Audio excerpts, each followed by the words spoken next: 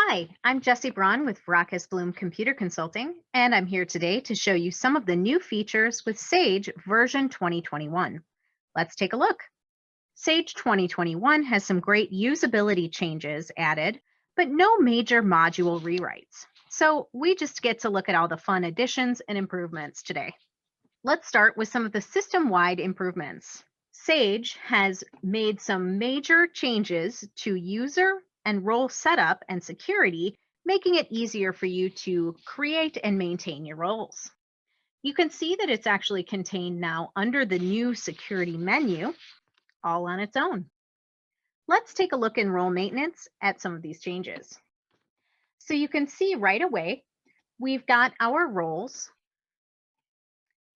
Similar as before, we've got just a list of our roles, but let's take a look at this new role.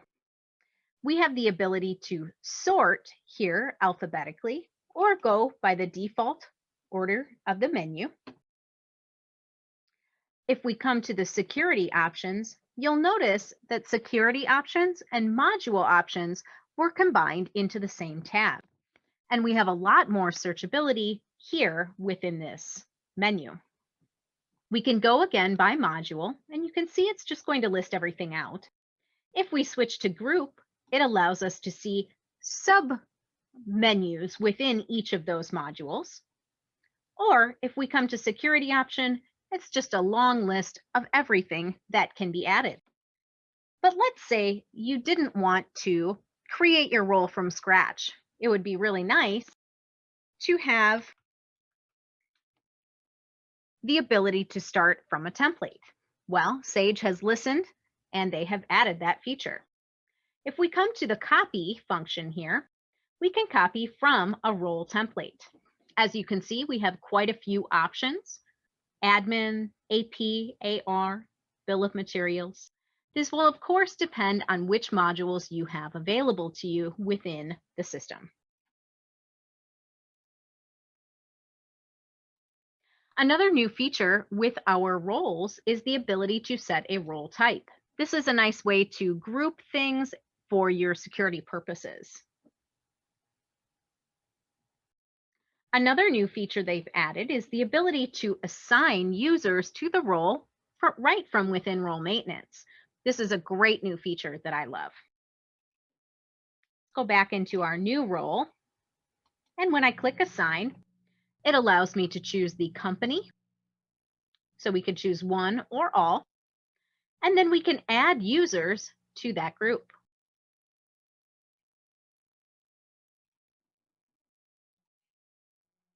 We also have the ability to remove users from the group the same way right within role maintenance. They have added a labeling system for our company codes, which allows us to choose them as live, test, archive, or demo. So you can see here, my company type is listed as demo, but we could switch this to a different type. If a company is selected as live, you can restrict your users from copying over into that live company. This ensures that nobody is able to copy over the live company and you keep your data safe.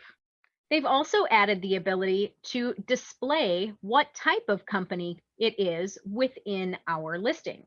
So you can see here, this is listed as ABC-demo, and down here as well, it lists very clearly this is a demo company.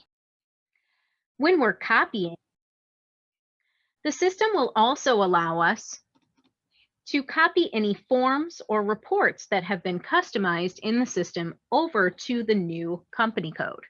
So if you are doing a live to a test company, you can copy over any customized forms and reports without having to do those individually.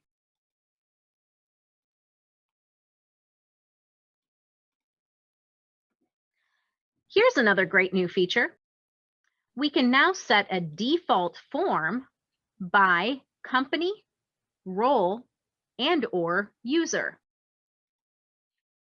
So if I select my company, ABC, I could select for a user or a role. I'm going to select a role for now. We can now choose what is the default form code that should be associated with each of the different printing functions. We can also lock this. By locking this, it means that this role and any of the users within the role will not have the ability to change the form code when they are within the printing function. They would need to go to an administrator for that. Another new feature that they've added is the ability to display not just the user logon anymore. You can display the name, email address, or the user logon for all of your reports or within menus. So when you have users where it prints the user code on any of your reports, now you can have it print the user name instead of the code. Makes it a lot easier to see who's doing what. Last year, Sage added functionality for the 1099 NEC form, which replaced the 1099 MISC Box 7 non-employee compensation form. Now, they've expanded this functionality to the purchase order module. You can mark invoices as 1099s in the PO receipt of invoice function. Sage has expanded the check number field throughout the system. In accounts payable, bank reconciliation, general ledger, payroll, and purchase order, the check fields are now 10 characters long. This next feature is a favorite of mine. Sage has added a utility under the File Run menu to clear paid today invoices for accounts payable. As many of you know, this is a fairly frequent issue in the AR module, but less so in AP. Before this, there was no utility to fix it. You just had to call your reseller to assist by having them change the records manually. Now, this utility is available, and it can also be scheduled to run periodically from the task scheduler.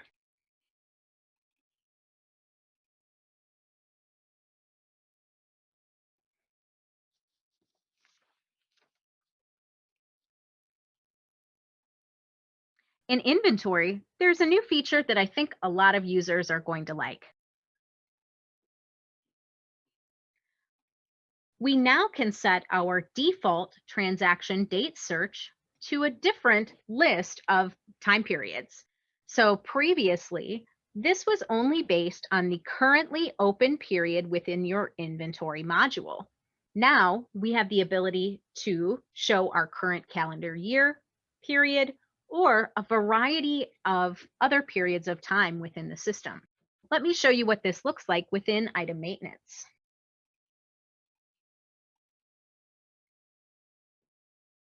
If we pull up this item here and come to our transactions tab, you can see we have a lot more transactions available, and it's also telling us what is the period of time that we are looking at. In our accounts receivable and sales order module, when we create a credit memo, you now have the ability to choose to use the original cost by recalling the history invoice or to use the current cost. Let me show you what that looks like. So we're going to do a new invoice. I'm going to choose it as a credit memo. I'm going to choose the customer American Business Futures, and I'm going to choose this invoice. I now get a prompt asking me, would you like to copy the invoice information from history? If I say yes, it also prompts me if I would like to recall the item cost from history. If I click yes, it will give me the history cost. If I click no, it will show me the current item cost from the inventory. And if I click details, it will give me information about what that cost was and what it would be if it was current. In this case, there is no difference.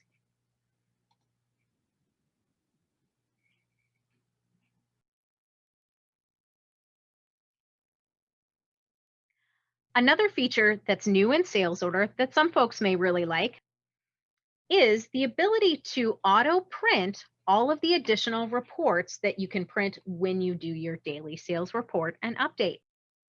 So if I come to the printing tab here, you can see I've got my gross profit journal, I've got a daily dropship report, all other kinds of recaps that are set to print. If I check this box, it automatically prints any of these additional reports when I print in the daily sales report and update. No more prompting for each one of these. It will just keep going. As you can see, Sage has added some great new features to the 2021 version, and they continue to review suggestions from the Sage community as well as user suggestions. If you're interested in any of these features for Sage 2021, contact us for more information about when you can upgrade. Thanks so much for watching.